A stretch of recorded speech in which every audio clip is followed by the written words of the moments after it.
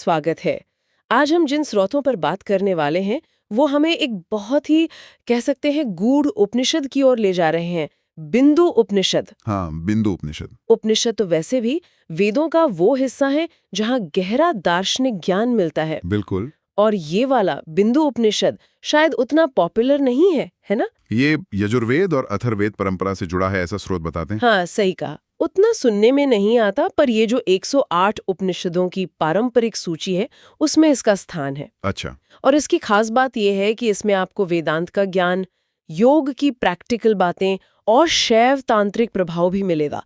खासकर ये नाद बिंदु साधना। नाद, बिंदु, कुंडलिनी, ब्रह्म ज्ञान, ये सब विषय इसमें है। तो आज हमारी कोशिश यही रहेगी कि इन स्रोतों के जरिए बिंदु उपनिषद के जो मुख्य विचार हैं, जो साधनाएं हैं, उनको थोड़ा समझें, उनकी परतें खोलें। बिल्कुल। ये सिर्फ फिलॉसफी नहीं है, ये आत्मविद्या है। खुद को जाने का एक गाइड समझ लीजिए इसे। चलिए तो फिर शुरू करते हैं। इसके नाम से ही बिंदु। स्रोत तो सीधे ही एक बहुत बड़ी बात कहते हैं। हाँ, क्या कहते हैं बिंदुरेव परम ब्रह्म, मतलब बिंदु ही परब्रह्म है। ये तो बहुत बहुत गहरी बात है ना?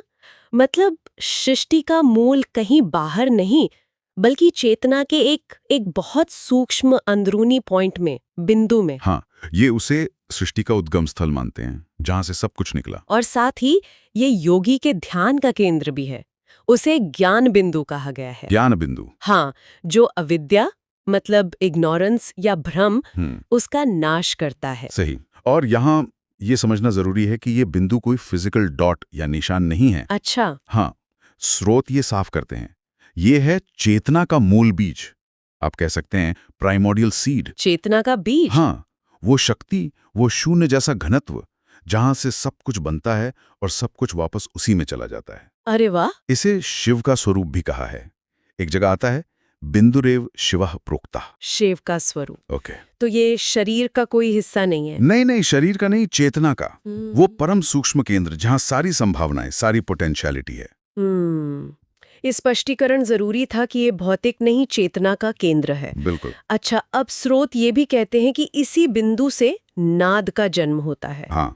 कहा गया है नादस्य जननी स्मृतः, बिंदु ही नाद की जननी है। बिल्कुल। तो नाद मतलब दिव्य ध्वनि, कोई वाइब्रेशन। हाँ, डिवाइन साउंड कह सकते हैं, कॉस्मिक वाइब्रेशन, एक अनाहत स्पंदन। तो क्या क्रम ऐसा हुआ? बिंदु जो स्थिर है, चेतना का बीज, उससे निकला नाद यानी पहला स्पंदन, ऊर्जा, और फिर नाद से ओम जो सुनाई देने वाला रूप है, ब्रह्म का प्रतीक। बिल्कुल सही पकड़ा, एकदम यही क्रम। बिंदु स्थिरता है, नाद गति है, और ओम उस गति की अभिव्यक्ति। और एक सूत्र तो ये भी कहता है नादो ही श्री महेशस्य स्वरूपम परमात्मना, मतलब नाद ही शिव है, परमात्मा है। हाँ। ध्वनि ही परमात्मा है। और ये नाद और बिंदु मिलकर ही ओम को पूरा करते हैं। अच्छा, कैसे? देखिए, हम ओम के 3 अक्षर जानते हैं, अ, उ, जागृत, स्वप्न, सुषुप्ति। हाँ, है ना? लेकिन उपनिषद चौथे आयाम की बात करते हैं, तूर्य, जो इन तीनों से परे है, शुद्ध साक्षी चेतना, तूरी अवस्था। और स्रोतों के मुताबिक इस तूरी अवस्था का सीधा कनेक्शन बिंदु से है। ओह। एक जगह तो साफ लिखा है कि बिना बिंदु के ओम अधूरा है। बिना बिंदु के ओम अधूरा है। हाँ, ये बिंदु ही ओम की वो अर्ध मात्रा है जो उसे सामान्य 3 अवस्थाओं से उठाकर परम अवस्था तक ले जाती है, जिसे अमात्र कहा गया है। अमात्र। ये शब्द मांडुक्य उपनिषद में भी आता है शायद। बिल्कुल, वही। अमात्र यानी जो मन और इंद्रियों की पकड़ से परे है, बिना ध्वनि वाली, शुद्ध, शांत, अवर्णनीय चेतना। तो बिंदु ओम को पूर्णता देता है, उसे अमात्र तक ले जाता है। कमाल है। और इस सब में नाद की भूमिका बहुत अहम लग रही है। बिल्कुल। स्रोतों में नाद योग को एक मुख्य साधना बताया है। कहा है नादमेव परम ब्रह्म ध्येयम सर्वविदाम मता। नाद ही परम ब्रह्म है और ज्ञानियों के लिए ध्यान करने योग्य है। ये तो बहुत बड़ी बात हुई। हाँ, बहुत बड़ी। और इससे भी आगे एक सूत्र कहता है नादेन विना न योगः, नाद के बिना योग संभव ही नहीं है। हाँ। ये बात योग की जो आम धारणाएं हैं, जैसे आसन, प्राणायाम पर जोर, उससे थोड़ी अलग सी लगती है। इसका क्या मतलब हुआ? इसका मतलब ये है कि योग का जो असली लक्ष्य है, चित्त वृत्ति निरोध, समाधि, वो बिना चेतना को अंदरूनी ध्वनि या नाद पर टिकाए मिल नहीं सकता। अच्छा, नादयोग में साधक करता क्या है? बाहर की आवाजों से ध्यान हटाकर अपने अंदर उठ रही सूक्ष्म ध्वनियों पर फोकस करता है। अंदर की ध्वनियां। हाँ, इसे नादानुसंधान कहते हैं, नाद की खोज। ओके। और स्रोत बताते हैं कि ये आवाजें अलग अलग स्टेज पर सुनाई देती हैं, जैसे जैसे ध्यान गहरा होता है। ये कोई कल्पना नहीं है। अच्छा, कैसी आवाजें? शुरू में शायद कानों में झिंगुर की आवाज जैसी या चिड़ियों की चहचहाहट। फिर जैसे अभ्यास बढ़ता है तो मधुमक्खी की भिनभिनाहट जैसी। फिर मंदिर की घंटियों जैसी ध्वनि, घंटा नाद। फिर शंख की ध्वनि, और गहरे जाने पर वीणा या बांसुरी जैसी बहुत मीठी संगीतमय ध्वनियां। वाह। और फिर मेघ गर्जन जैसी गंभीर गहरी ध्वनि। हर अगली आवाज पिछली से ज्यादा सूक्ष्म, ज्यादा अंदरूनी होती है। और अंत में साधक पहुंचता है अनहद नाद तक। अनहद नाद। हाँ, वो परम ध्वनि जो बिना किसी टक्कर के, बिना किसी आघात, अनहद के पैदा होती है। इसे प्रणव ध्वनि भी कहते हैं, स्वर रहित अमृत ध्वनि। अमृत ध्वनि। स्रोतों के अनुसार यही वो पॉइंट है जहां मन पूरी तरह शांत, विलीन हो जाता है और मुक्ति का दरवाजा खुलता है। तो ये पूरी प्रक्रिया मन को धीरे धीरे बाहर से खींचकर अंदर एकाग्र करती है, समाधि की ओर ले जाती है। बिल्कुल। ये नादानुसंधान एक पूरी आंतरिक यात्रा है, ध्वनि के सहारे चेतना की गहराइयों में उतरना। तो हमने देखा बिंदु चेतना का बीज है, नाद उसका स्पंदन, और नादयोग उस स्पंदन के स्रोत तक जाने का रास्ता। अब स्रोत, इस बिंदु का कनेक्शन शरीर की एक और रहस्यमयी ऊर्जा, कुंडलिनी, उससे भी जोड़ते हैं। हाँ, बिल्कुल जोड़ते हैं। एक बड़ा गूढ़ सा वाक्य मिला, बिंदोह उत्क्रमणात् शक्ति है, सहस्रारे प्रबुध्यते। इसका क्या मतलब समझे? उत्क्रमण मतलब ऊपर उठना। हाँ। तो इसका भाव ये है कि जब चेतना का फोकस, जो बिंदु रूप में है, वो ऊपर उठता है, मतलब नीचे के ऊर्जा केंद्रों से, तभी कुंडलिनी शक्ति, जो मूलाधार में सोई हुई मानी जाती है, वो सहस्रार चक्र में पूरी तरह जाग जाती है। सहस्रार में, जो सिर के टॉप पर होता है। हाँ, वही 1000 पंखुड़ियों वाला कमल। ये यात्रा शरीर के सूक्ष्म ऊर्जा सिस्टम से होती है। कैसे?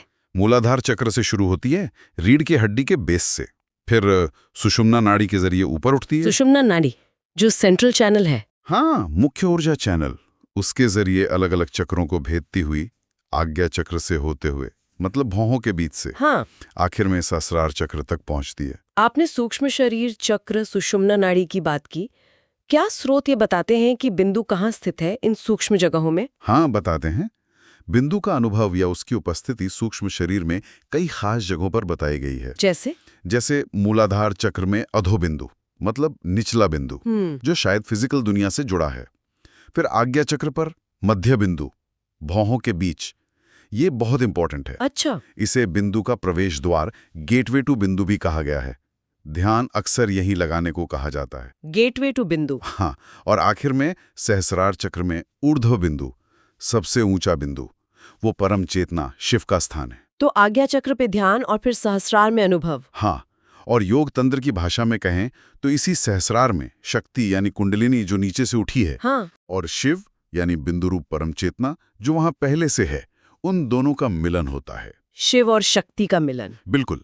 यही अद्वैत की स्थिति है, जहां द्वैत खत्म, ज्ञाता और ज्ञेय एक हो जाते हैं।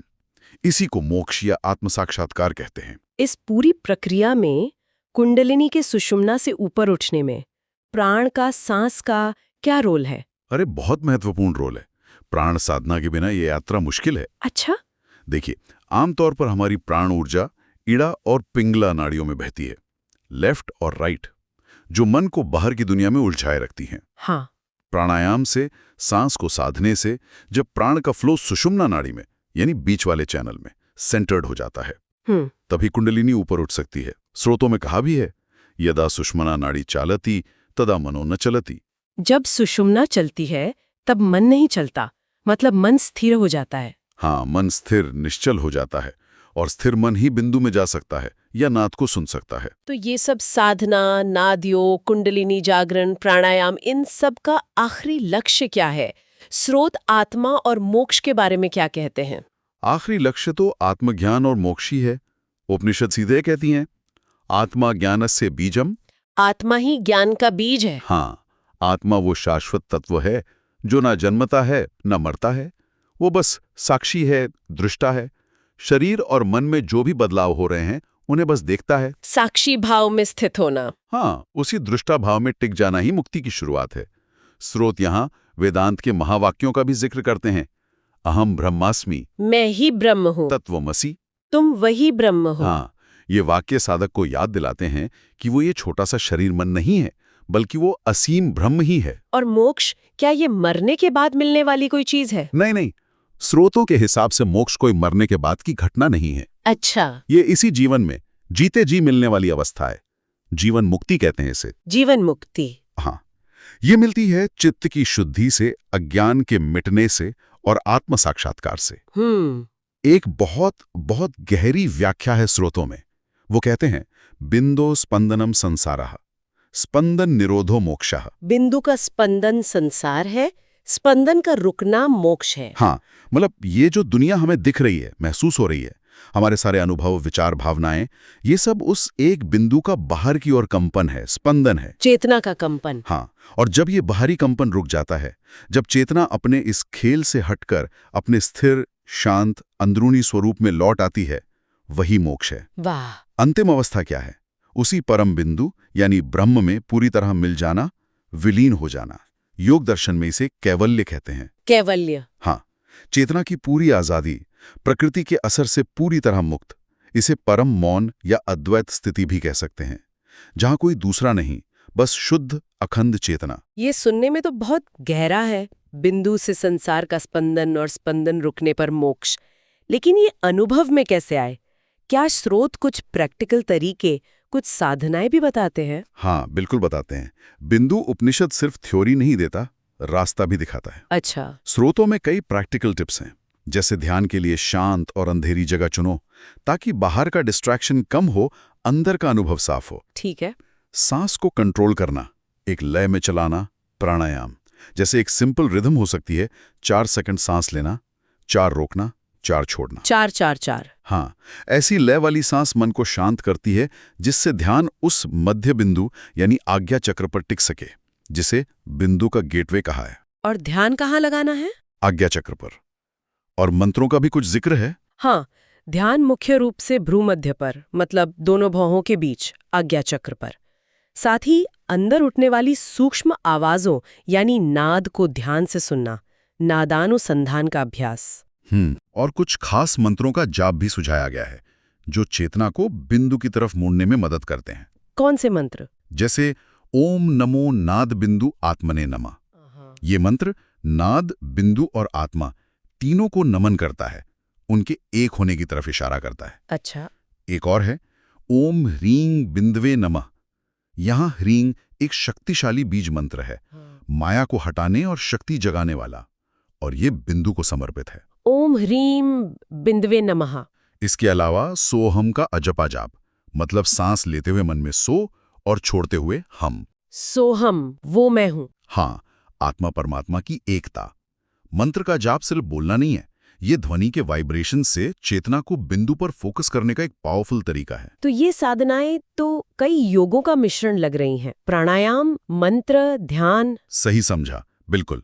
ये प्राणायाम, मंत्र योग, लय योग यानी नाद पर ध्यान, और राजयोग यानी मेडिटेशन और कंसंट्रेशन, इन सबको बड़े अच्छे से मिलाती हैं। और लक्ष्य एक ही है? लक्ष्य एक ही है, उस परम बिंदु को अनुभव करना, उसे जगाना और आखिर में मन को उसी में स्थिर कर देना, विलीन कर देना।